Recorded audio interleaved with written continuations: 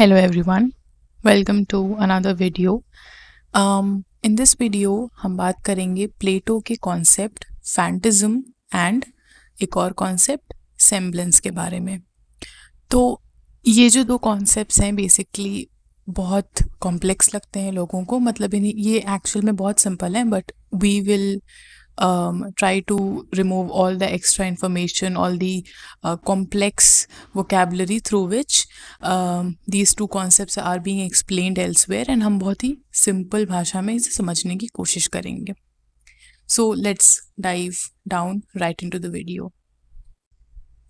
So we'll start with phantasm. Okay, I'll explain this concept with the help of a story. ठीक है, मैं एक story के through इस कॉन्सेप्ट को एक्सप्लेन करूँगी. देखिए, I'll explain this story in Hindi for the benefit of many others who are not that much fluent in English.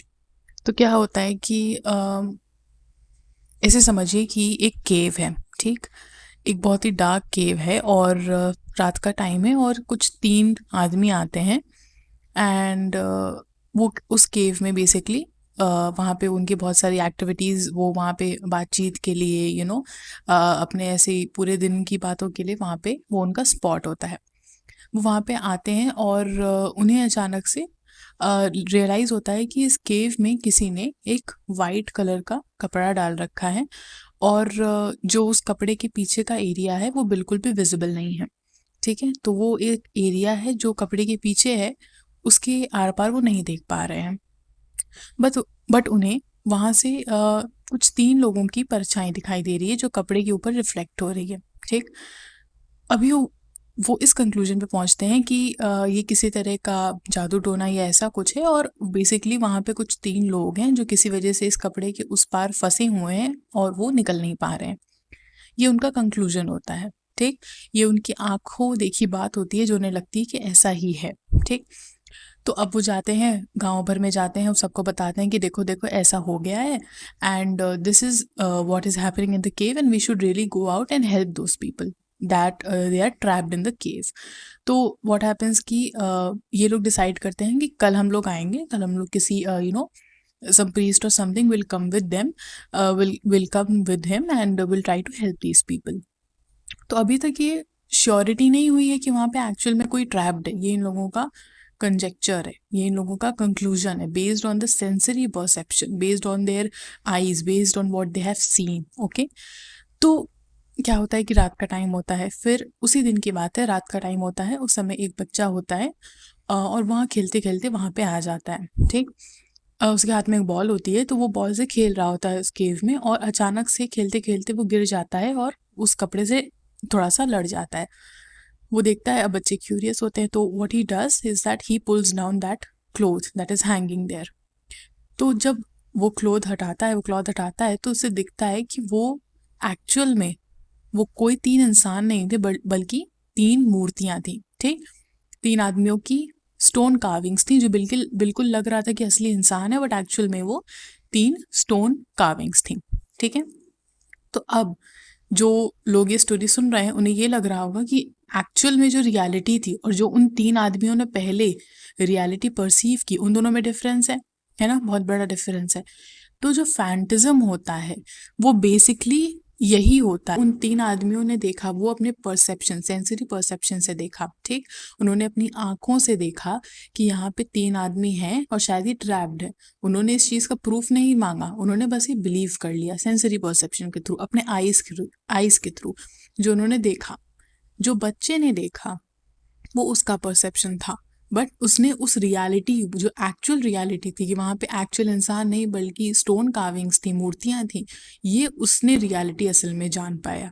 ठीक है, तो ये जो डिफरेंस है बेसिकली, अब हम जब रियल कॉन्सेप्ट में डाइव करते हैं, जब तो प्लेटो कहते हैं कि फैंटिज्म, तो प्लेटो जो कहते हैं वो फैंटिज्म को इसी तरह डिस्क्राइब करते हैं. हम इस स्टोरी के थ्रू जानते हैं कि हम अब थोड़ा समझ पाएंगे कि प्लेटो क्या कह रहे हैं.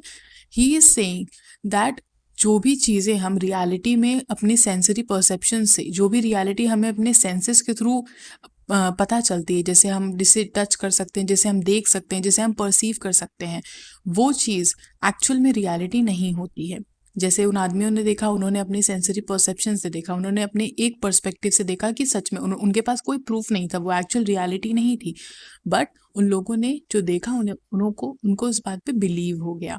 तो इस जो फेनोमेना है, इस कॉन्सेप्ट को जब हम अपनी सेंसरी परसेप्शन के इनपुट को बिलीव कर लेते हैं as reality, that is known as phantasm. Okay, and now when we come to semblance किस वर्ड से डिराइव हुआ है? resemblance. Okay, resemblance किस चीज़ की होती है? अगर मैं कहूँगी कि आप किसी से रिजेंबल हो रहे हो, तो मैं ये नहीं कह रही हूँ कि आप बिल्कुल उस जैसे लग रहे हो, मैं ये कह रही हूँ कि आप उस इंसान जैसे थोड़े से मेल खा रहे हो। I am not saying that you are identical, I am not saying that you are exactly the same replica of the person that I am talking about, but you are actually having some similarity, but you're not actually the real person that I'm talking about. So semblance के through प्लेटो ये कहना चाह रहे हैं कि reality जो हम perceive करते हैं, एक होती है फिजिकल रियलिटी जो शायद हम अपने सेंसेस से परसीव कर लेते हैं, एक ऐसी रियलिटी होती है जो फिलोसफिकल लेवल पे जाके हम जानते हैं, हम रियलिटी के थोड़े से करीब आ जाते हैं। सेम्बलेंस के कॉन्सेप्ट में हम रियलिटी के को सोचते सोचते, जैसे वो बच्चा है, ठीक है, वो अब एक्चुअल फिजिकल रियलिटी से मूव होके एक्चुअल रियलिटी के पास आ गए। जब उसने वो क्लोथ हटाया, उसको पता चल गई कि रियलिटी क्या है, ठीक है।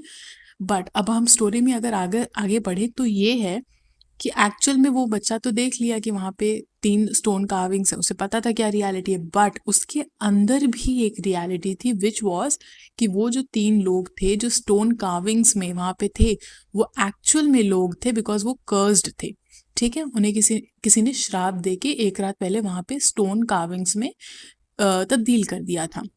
So this was the actual reality, जो उस बच्चे को भी नहीं पता, जो उस बच्चे ने पर्दा हटाया, उसने अपने सेंसरी परसेप्शन को ओवरकम कर लिया, उसने एक रियलिटी जान ली, थोड़ा सा करीब आ गया रियलिटी, बट एक्चुअल रियलिटी नहीं जान पाया क्योंकि वो रियलिटी उसके भी परसेप्शन के बियॉन्ड थी। तो इस स्टोरी के थ्रू हम फैंटिज्म के बारे में ये जानते हैं कि फैंटिज्म वो कॉन्सेप्ट है, वो फिनोमेना है जब हम as human beings through spiritualization, through self actualization, meditation के थ्रू हम लोग रियलिटी को थोड़ा सा जान पाते हैं, हम रियलिटी के थोड़े से सेम्बलेंस में आते हैं, बट एक्चुअल रियलिटी क्या है हम अभी 100% श्योर नहीं जान पाते। हम 90% करीब आ जाते हैं रियलिटी के, but 100% we are not able to figure it out. So this is what Plato means through his concept of semblance. Okay, तो और साफ शब्दों में बात करूं तो फैंटिज्म वो रियलिटी है which is sensed. Okay, it is a sensory reality, it is the first level, it is a base level. Second reality जो आती है वो परसीव्ड होती है, परसेप्शन सबके डिफरेंट होते हैं, पर्सपेक्टिव सबके डिफरेंट हो सकते हैं। तो जैसे फॉर एग्जांपल 2 लोग हैं, वो बहुत फिलोसफिकल हैं, वो दोनों डिफरेंट तरह से लोग रियलिटी के बारे में सोचते हैं। कोई कहता है कि लाइफ में कोई मीनिंग नहीं है, एक कहता है लाइफ में मीनिंग है। दोनों चीज़ें सही हैं, रियलिटी किसी क्या है किसी को नहीं पता, सच में लाइफ में मीनिंग है कि नहीं है किसी को नहीं पता, बट दोनों रियलिटी के सेम्बलेंस में हैं, दोनों रियलिटी के थोड़े करीब हैं, दोनों समझने की कोशिश कर रहे हैं, but as human beings we might not be able to do the reality in the fullest sense. Okay, तो this is what is phantasm and semblance. I hope I was able to clear everything that was needed, and if you have any more questions, please drop them down in the comments and I will try to make it even more simple. So thank you so much and I'll see you in the next video.